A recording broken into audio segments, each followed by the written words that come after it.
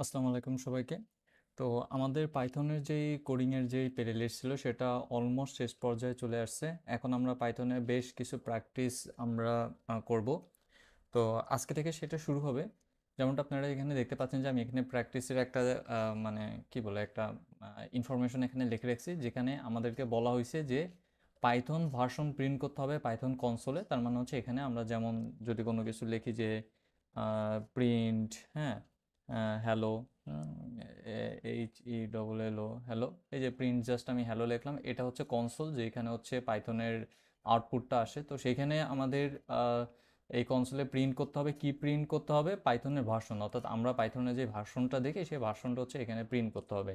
Like আমরা যদি আমাদের সিএমডিতে যাই, তো আমাদের সিএমডিতে যদি জাস্ট আমরা পাইথন লিখি, ভার্সনও লিখতে হবে না, জাস্ট আমরা পাইথন লিখি, তাহলে দেখবেন যে এখানে 3.12.2 এটা আমাদের এখানে চলে আসছে, রাইট? তো এরকম 3.12.2 এটা আমাদেরকে প্রিন্ট করতে হবে, যেটা হচ্ছে কনসোলে হবে। আচ্ছা, ভিডিও সামনে আগানোর আগে আমি একটা ক্রেডিট দিয়ে নিই। ক্রেডিটটা হচ্ছে আমি এই যে প্রবলেমগুলো নিয়ে আসতেছি, এইটা হচ্ছে উডিমি থেকে নিয়ে আসতেছি। উডিমির বিভিন্ন ধরনের কোডিং এক্সারসাইজের কোর্স আছে, তো সেখান থেকে আমি নিয়ে আসতেছি। সো আমি এখানে ক্রেডিট ইউডিই উডেমি এইটুকু লিখতেই, পরবর্তীতে আমি প্রপার ক্রেডিট এখানে আমি দিয়ে দেবো, কেননা প্রবলেমগুলো আমার তৈরি করা না, সুতরাং যার তৈরি করা তার ক্রেডিট দিয়েই হচ্ছে আমাদেরকে চলতে হবে। তো আচ্ছা, তো দেখি এখানে আমাদেরকে এক্সপেক্টেড রেজাল্ট এখানে দিয়ে দিছে যে রেজাল্ট আসলে কি হবে, এবং একই সাথে তারা আমাদেরকে বলে দিছে যে আমরা সিস্টেম মডিউল টা ব্যবহার করে করব। তো সর্বপ্রথম আমরা সিস্টেম মডিউলটা নিয়ে নিই। ইম্পোর্ট SOS, এটা হচ্ছে ইনবিল্ট মডিউল, আপনাদেরকে কোনো কিছু নতুন করে ইনস্টল করতে হবে না, যেমন পিপ ইনস্টল সামথিং এরকম করতে হবে না।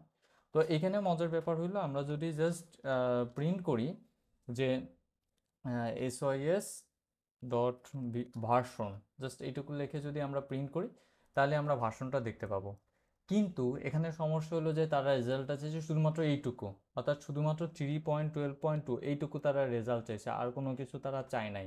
তাহলে এইটুকু রেজাল্ট নিয়ে আসতে গেলে আমাদেরকে এমন কোনো কিছু করতে হবে যেন এইটুকু চলে যায় শুধুমাত্র এইটুকু থাকে। এখন আমি যদি ভার্সনের পর এখানে আরেকটা ইয়াসে ভার্সন ইনফো এটা যদি ব্যবহার করি, তাহলে তো আবার আরও বেশ কিছু ইনফরমেশন চলে আসবে, হ্যাঁ, সিস্টেম ভার্সন ইনফো এর আরও বেশ কিছু চলে আসবে, কিন্তু আমাদের জাস্ট এক্সাক্ট যে ভার্সনটা সেটা কিন্তু চলে আসলো না।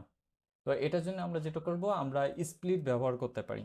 হ্যাঁ, এখন কথা হচ্ছে যে স্প্লিট মূলত কি? স্প্লিট মূলত কোনো কিছু ভাঙার ক্ষেত্রে ব্যবহার করা হয়। সাপোজ আমি এখানে একটা নেম নামে একটা ভেরিয়েবল নিলাম, এবং এখানে সাপোজ আকাশ, ফয়সাল, হ্যাঁ, সাগর, এরকম আমি আরও বেশ কিছু নিলাম।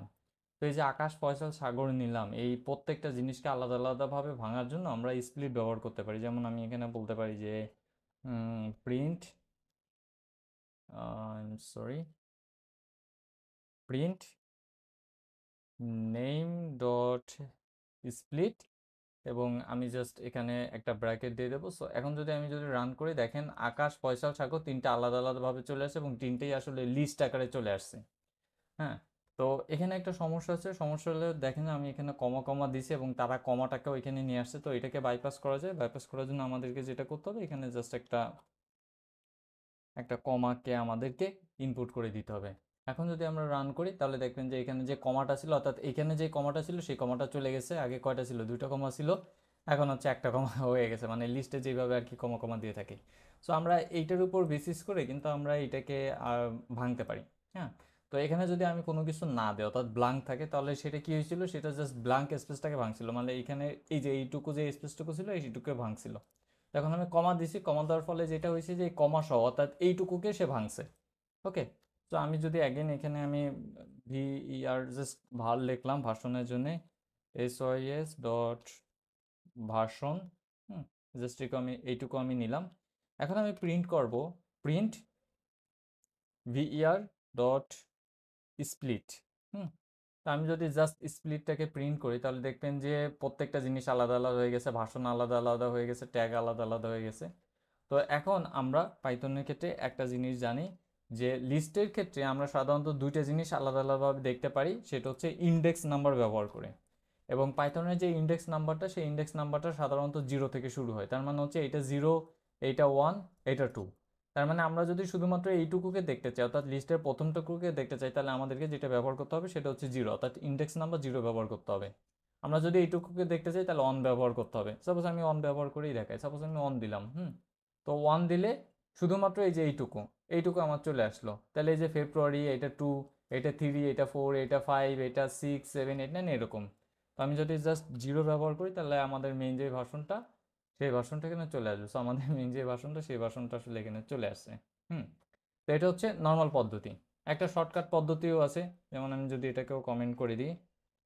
হ্যাঁ, শর্টকাট পদ্ধতি হলো আমাদের এত কোনো কিছু লেখা লাগবে না, আমরা জাস্ট লিখবো print sys dot version dot split bracket দেব, এবং এখানে হচ্ছে আমরা জিরোটাকে পাস করে দেবো। এটা হচ্ছে আমাদের শর্টকাট পদ্ধতি। আমরা যদি রান করি আমরা সেম অ্যান্সার পাবো। এবং আমি একটু আগে বলছি যে আমি উডিমি থেকে এটা কপি করছি, মানে আমাদের যে কোডিং এক্সারসাইজ 90%-এ আমরা উডিমি থেকেই আমরা নিয়ে আসবো।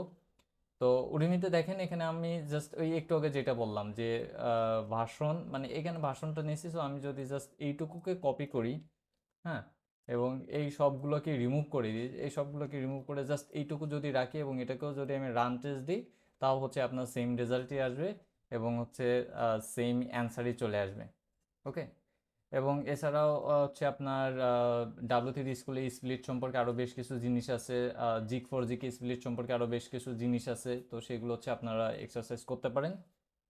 তো আমাদের পাইথনের যে কোডিং এক্সারসাইজ, এটা হচ্ছে পরবর্তীতে আরও ভিডিও আসবে, আরও বেশ কিছু ভিডিও আসবে, যেগুলো হচ্ছে সব কিছুই ক্রেডিট উডিমি থাকবে অথবা অন্য কোনো সোর্স থেকে থাকবে।